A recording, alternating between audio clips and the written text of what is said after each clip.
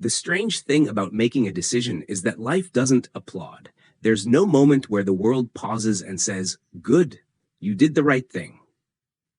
It just keeps moving, and you're left alone with the consequences.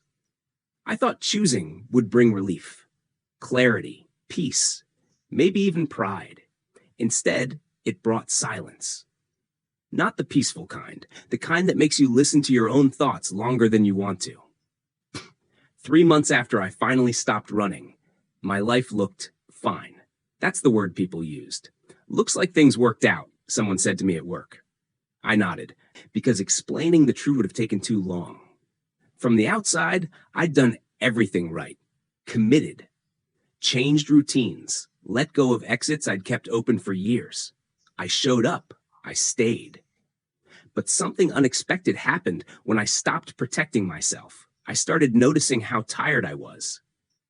She noticed it before I did. "You're here," she said one night, sitting across from me at the kitchen table. "But you look like you're holding your breath." I laughed, not because it was funny, because it was accurate. "I don't know how to do this without bracing myself," I admitted. She didn't rush to reassure me. That was new. "You don't get points for staying tense," she said quietly, "and I don't want to be the reason you're exhausted." That sentence stayed with me. Not because it hurt, because it felt fair. When you spend years preparing for loss, commitment feels like standing still in the open. No armor, no exit plan, just exposure. I realized something uncomfortable. I didn't miss my old life. I missed the illusion of control. Back then, I could always tell myself I wasn't stuck, that nothing really depended on me, that freedom was just a decision away. Now, my choices mattered, and that scared me more than loneliness ever did. One evening, walking home alone, I caught myself slowing down near the river. The city lights reflected on the water. People passed me without noticing. I liked that.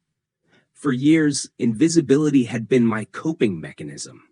Now it felt like a habit I hadn't fully unlearned.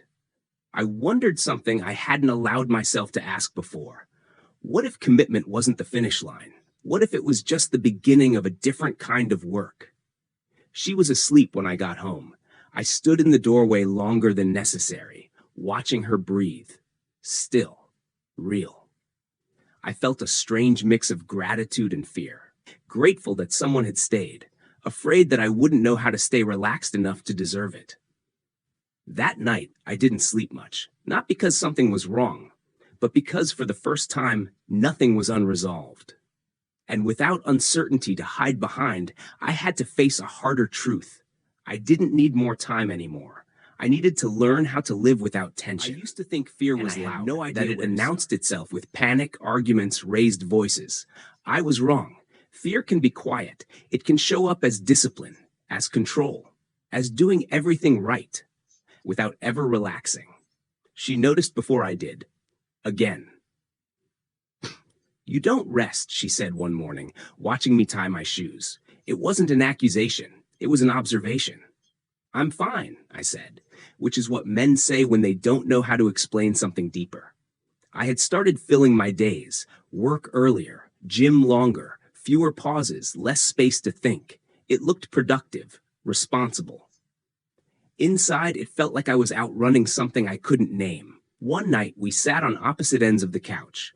A movie played, unnoticed. She muted it. That got my attention.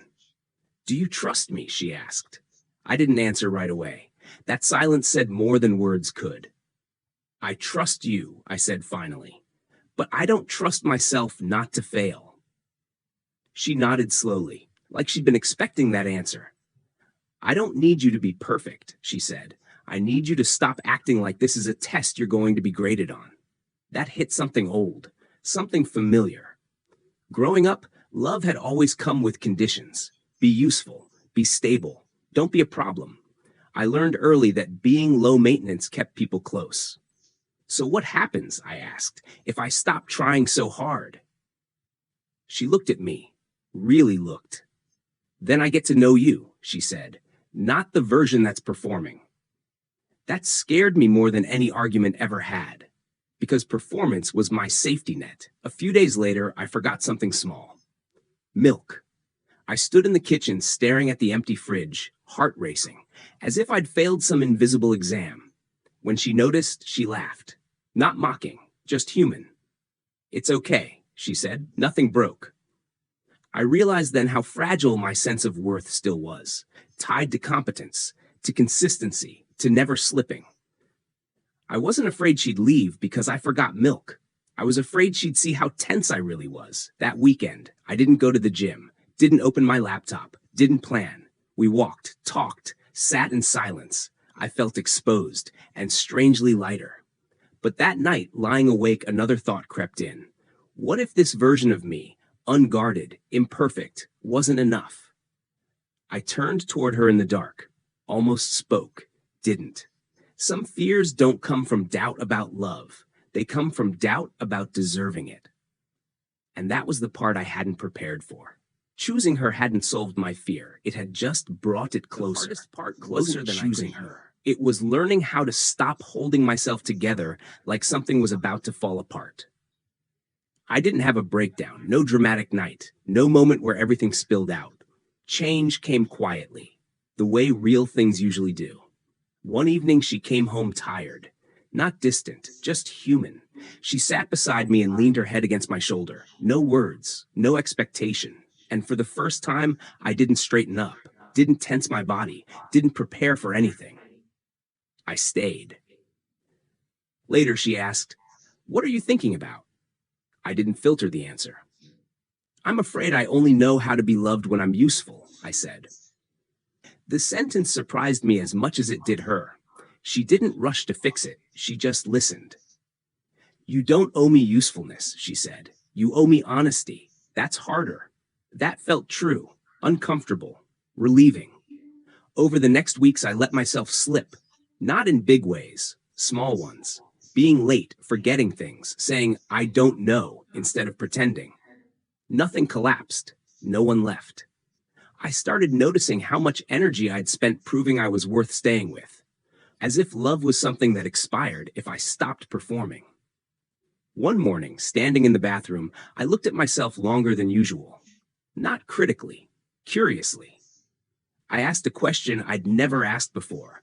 What would it feel like to be chosen and still relax? That day, I canceled a meeting. Went home early, cooked dinner without a plan, burned part of it. We laughed. Later, lying in bed, she said something that settled deep. "You don't have to be ready forever," she said, "just present." I realized then that commitment wasn't about locking the future into place. It was about staying open in the present. I still get scared. I still feel the urge to tighten everything when things feel good. But now when I notice it, I breathe. I soften. I stay. Not because I'm fearless, but because running no longer feels like protection. Some men think commitment ends freedom. I used to be one of them. Now I know. Real freedom isn't the ability to leave. It's the ability to remain without armor. And for the first time in my life, staying doesn't feel like a performance. It feels like rest.